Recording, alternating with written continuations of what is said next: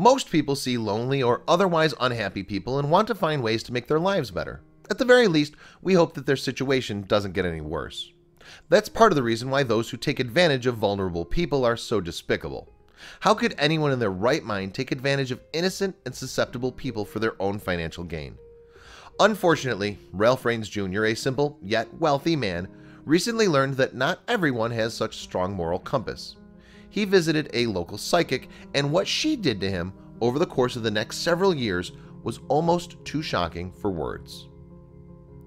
Ralph Raines Jr. of Gaston, Oregon, was his parents' only child and thus the heir to his father's company, R.W. Raines Tree Farm. The Douglas Fir Tree Farm had made his family millionaires by the time that he became an adult. Unfortunately, Ralph's father commonly abused him, even as an adult living at home.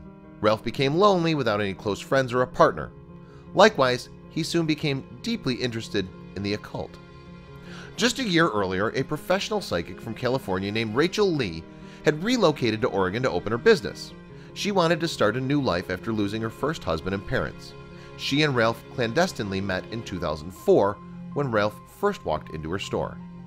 It immediately became clear that Ralph was lonely, and he quickly opened up to Rachel and revealed many of his secrets, including the fact that he was a millionaire. It wasn't long until Rachel sensed that she might have an opportunity at hand. The two strangers quickly became friends, and all the while, Ralph didn't realize what Rachel had planned for him. She knew that he was lonely and that he desperately sought companionship, so she spent the next 2 years exploiting that.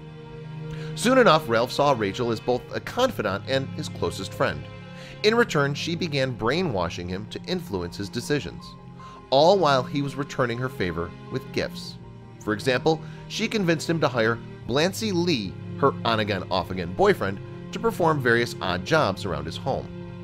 In 2006, 2 years after they met, it was clear that Rachel was a regular part of Ralph's life, and she was involved in everything from his finances to his love life. She talked him into buying a $915,000 Portland home for her family by convincing him that it was an investment. Not long after, Blancy and Rachel were living in the home with 4 of their 5 children. Ralph, meanwhile, still lived on the tree farm with his father.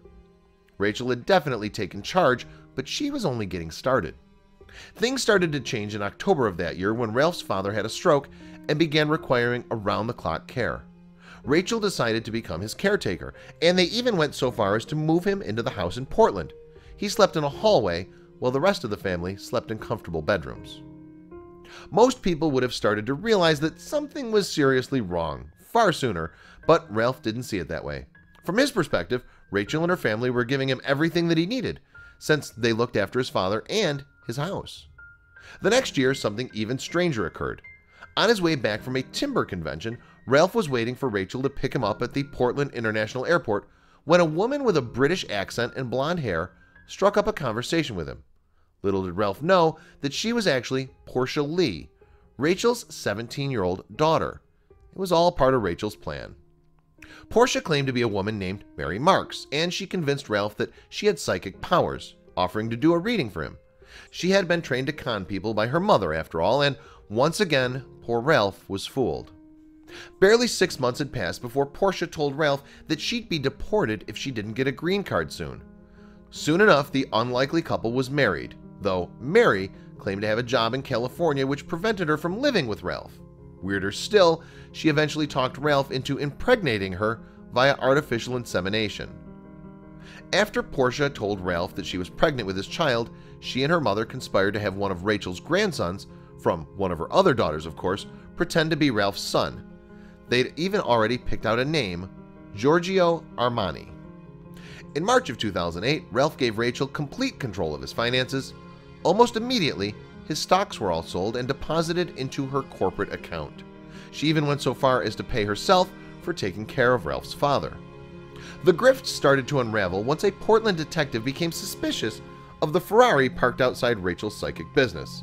How could someone at her income level afford that? This prompted an IRS investigation of Ralph's finances.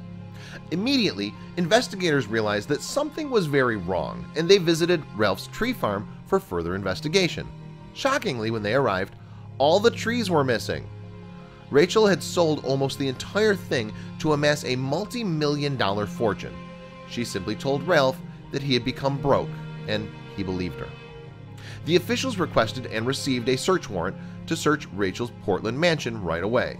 There they found all the evidence that they needed, including expensive jewelry and even the disguise Portia used to act as Mary Marks.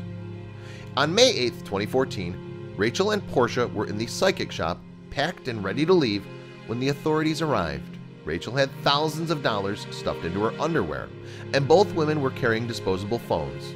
Meanwhile, Ralph's fortune was reduced to just $200,000. Oddly enough, Ralph held no ill will towards the women, even though they were both sent to jail. He even hand-wrote a letter to prosecutors claiming that he was not a victim, and he spoke favorably about Rachel in court. Additionally, he still wanted to have a relationship with Giorgio, even though he knew he wasn't really the boy's father. Hopefully, Ralph will come to terms with what happened to him soon and move on. It's great that he's so positive, but he really didn't deserve this.